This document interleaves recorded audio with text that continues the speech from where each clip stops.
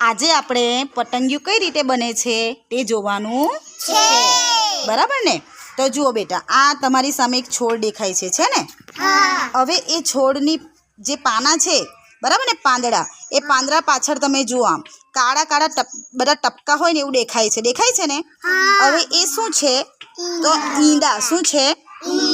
એ ઈંડા છે ને પાન સાથે ચોંટેલા હોય, આપણે આમ હલાવીને તો પણ એ ઈંડા પડે નહીં, બરાબર છે? હવે એ ઈંડા જે છે તે ફૂટે ત્યારે એમાંથી આવી નાની નાની ઈયળો બને, દેખાય છે ને બેટા?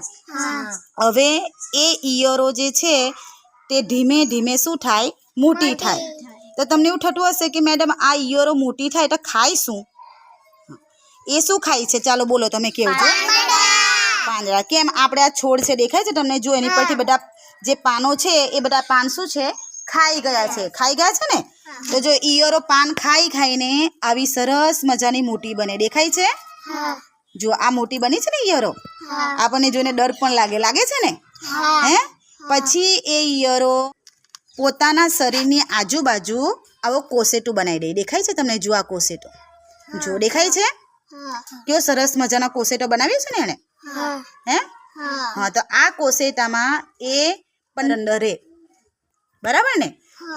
અને પોતાની આસપાસ સરસ મજાની પાંખો ફૂટે ઈયળને, અને 15 દિવસ પછી જ્યારે એ કોસેટામાંથી બહાર આવે ત્યારે ઈયળ ના હોય, કેવું હોય? સરસ મજાનું શું બની જાય? પતંગિયું. કેવું બની જાય? સરસ મજાનું પતંગિયું, રંગબેરંગી સરસ મજાનું પતંગિયું બની જાય, બરાબર ને?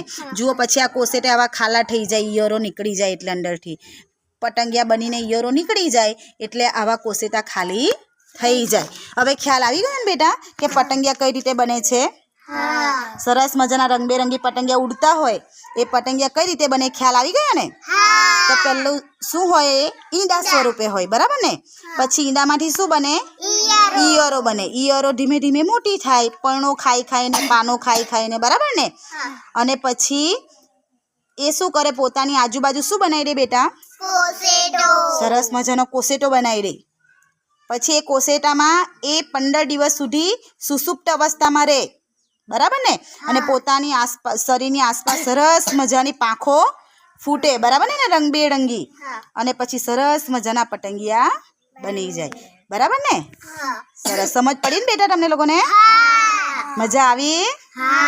જો બેટા, સરસ મજાનું પતંગિયું પછી ફૂડામાંથી નીકળે, બરાબર ને? કોસેટામાંથી કેવું સરસ મજાનું પતંગિયું નીકળે જ ને?